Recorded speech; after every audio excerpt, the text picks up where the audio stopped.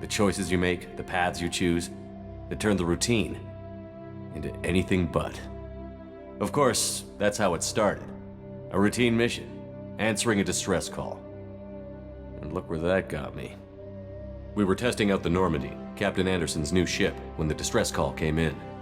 An Alliance patrol on Eden Prime had been attacked. They'd seen something they couldn't explain. And whatever it was massive. I hit the ground with my lieutenant, Caden Olenko. A good kid, loyal, by the book, with a talent for biotics. We came across the lone survivor of the patrol, Gunnery Chief Ashley Williams. A soldier to the core.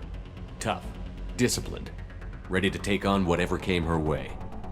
Ashley joined up with us and took us to the spot where she lost her squad. That's when we saw it. The ship. Like nothing I'd ever seen. It was massive, scorching the colony and everything around it as it blasted away. We followed the path of destruction to an artifact, a beacon left by a long-dead race called the Protheans. The colony had dug it up, and whoever attacked them had tried to take it. Chief Williams made the mistake of getting too close. It hit her with some type of energy. I grabbed her and threw her out of the way. That's when it hit me. Hard. Every muscle in my body went rigid. I couldn't move, could barely breathe. Everything went black. And then I saw something. A vision, dream, a nightmare. By the time I woke up, we were halfway to the Citadel on our way to meet the Council. I was expected to explain what I'd seen. Anderson came along. So did Adina, our political representative on the Citadel. With those two heavyweights, it seemed reasonable we could persuade the Council that the ship we'd seen was a potential threat, as was the individual behind the attacks. The main suspect for the Eden Prime massacre was a Turian Spectre named Saren. He'd been seen by one of the survivors from the colony at Eden Prime, and there was some evidence to suggest that the ship was connected to Saren. But even Adina's pointed accusations weren't enough to convince the Council. They just couldn't believe one of their chosen elite Spectres could be guilty of something like that. They needed proof, which meant I needed proof. Fortunately, I wasn't alone in my search. Garrus, another Turian, wanted to help. A top agent for Citadel Security. Despite orders from his superiors that he shouldn't get involved, he told me he was suspicious of Saren, and he had some useful leads. More importantly, he was willing to share them. That led me to Rex, the biggest, nastiest-looking Krogan bounty hunter I'd ever seen. He turned out to be more than just a brute. It was his intel that led to a fugitive with incriminating evidence on Saren. The fugitive turned out to be an energetic little Quarian named Tally. A tech expert with a knack for hacking, she'd procured some information on Saren. Evidence that proved Saren was dirty.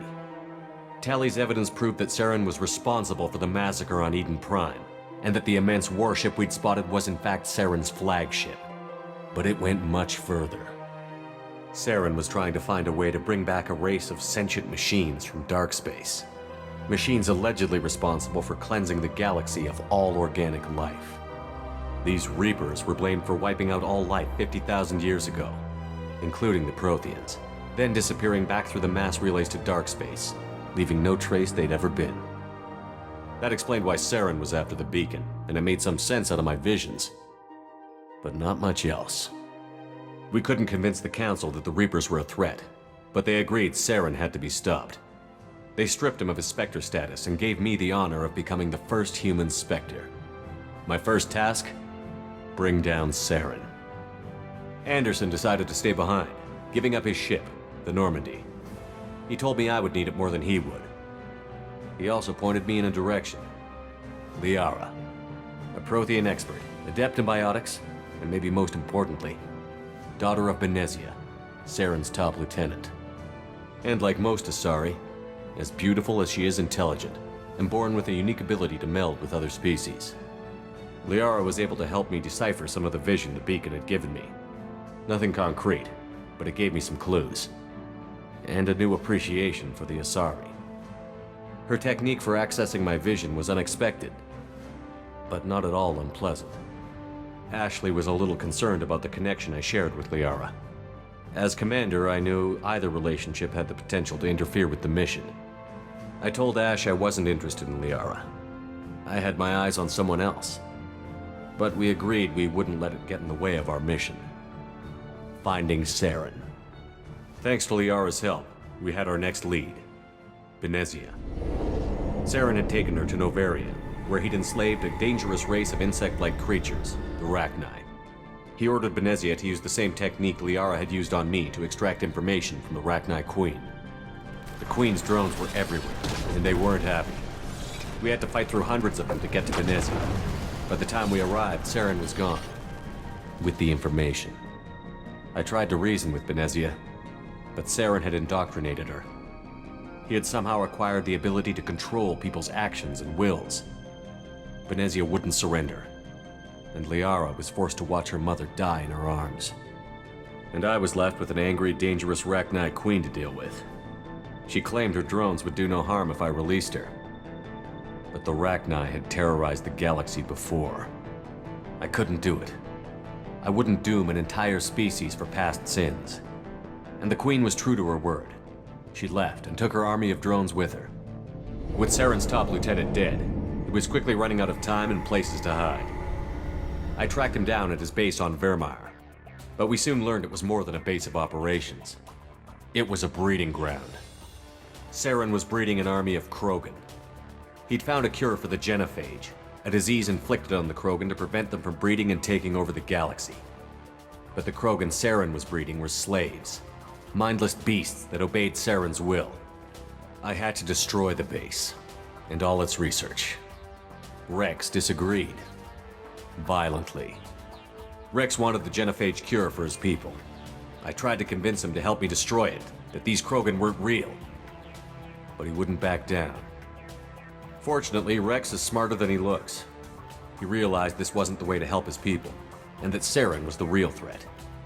When we finally got to the center of the base, I realized just how close Saren was to completing his plan. He was already in communication with the Reapers. Sovereign, Saren's flagship we'd all assumed was just a ship, was a Reaper. It spoke to me, threatened me. I could feel the menace it had for every living thing.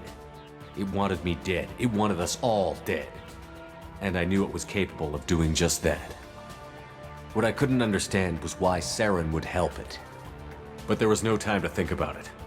Sovereign knew where we were. We had to destroy the base and get the hell out. I split up my team in 2 squads, sending Ash with one and Kaidan with the other as a distraction. We had a nuke, and we planned to use it. Before we could detonate the bomb, Saren showed up. We fought. I stalled him to make time for my team. And in talking to him, I realized the truth. It wasn't Saren who was indoctrinating everyone. It was Sovereign. The Reaper. And Saren was in deeper than all of them. He tried to convince me he was still in control, said he found a way to reduce the Reaper's influence, but he was kidding himself. Or believing the lies Sovereign was telling him. Before I could convince him to stop, he ran, leaving me just seconds to extract my squad mates. I tried, but I wasn't fast enough. I could only save one of them. Kaidan was a good man, and a great soldier. But I had to choose, and I chose Ash. That was the last time Saren would slip away from me. I knew then, the next time we met, one of us would die. With my team mostly intact, we chased Saren and his army to Ilos, a long-lost planet that had once belonged to the Protheans. As we prepared for what we knew would be a desperate fight, I spoke to my crew. We were just one ship, against Saren's growing army. I assured them all that despite the odds, we could defeat him. But Ash saw through my words. She knew I was hurting after Kaidan's death. She could sense my doubts. We both knew this mission could be our last. Until that moment, we'd put our feelings aside for the sake of that mission. But why wait? We gave in to each other, and it was perfect. While it lasted. We arrived on Ilos, close behind Saren.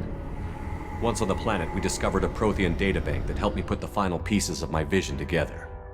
The Reapers had come 50,000 years ago, and every 50,000 years before that, each time purging the galaxy of life. The Protheans had fought and died, like every species before them. but a few survived long enough to leave a parting gift. The Protheans had discovered that the Citadel was the key to controlling the mass relays. By sabotaging the Citadel, they found a way to close the relays to dark space, slowing the Reapers' return, giving us the time we needed to find a solution to stop the Reapers once and for all. Saren knew this. He was leading his army to take control of the Citadel and re-establish the relays to dark space, bringing the waiting Reapers here to destroy us all. We followed him to the Citadel. It was intact, but heavily damaged. He had caught the Council fleets by surprise, and they were only now regrouping. And with Sovereign as his flagship, there was little hope the fleets could counterattack with enough strength to take back the Citadel. But Saren was done running, and I was done chasing him. As the Alliance and Citadel fleets battled Saren's army outside, I cornered the Turian bastard in the Citadel tower and confronted him. He died believing that the Reapers would save him. As I fought to regain control of the Citadel, the Council's flagship, the Destiny Ascension, fell under attack. Despite Saren's death, Sovereign and Saren's army continued to fight. The Council was aboard the Destiny Ascension, and they were requesting assistance. But I knew in order to help them, I would have to put our human Alliance fleet in jeopardy. The Council had to be saved. They represented the hearts and minds of the galactic community. Without them, the fleets would be in disarray. Even with the Citadel back in my control, Saren defeated, and the Normandy leading the combined galactic fleet, the battle against Sovereign, a single Reaper, was relentless. It took the combined fleets of humanity and the other races, but in the end, Sovereign fell. But the costs were immense. While humanity's efforts in the war earned us our first seat on the Council, it was a hollow victory. The Reapers were still out there. I knew the fight was far from over, but as the one who'd led the fight against Saren, I was given new responsibilities. The choice of humanity's first counselor was left for me to decide. On the one hand, Udina, the lifetime politician. Ruthless and ambitious, he would easily navigate the political landmines that would soon be put in front of him. The other choice, Captain Anderson, the career soldier. Tough but fair, but a friend, and someone I could trust. Both great leaders in their own right. Anderson didn't want the job, which was a sure sign he'd be perfect for it. No ambition to get in the way. The war was over. The threat had passed. In time, the Council would rebuild itself. The Citadel could be repaired. Even the pain of lost friends would fade. But none of that mattered if the Reapers were still out there. And if they were all as powerful as Sovereign, we had to find a way to stop them. I had to find a way. I gathered my crew, took my ship, and went in search of answers. Officially, the Council would only say I was assigned to cleanup duty, rooting out any remnants of Saren's army. Just another routine mission.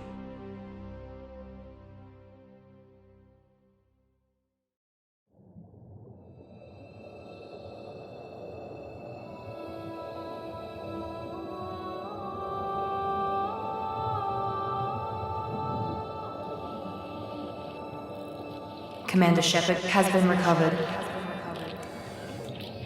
The Lazarus Project will proceed as planned.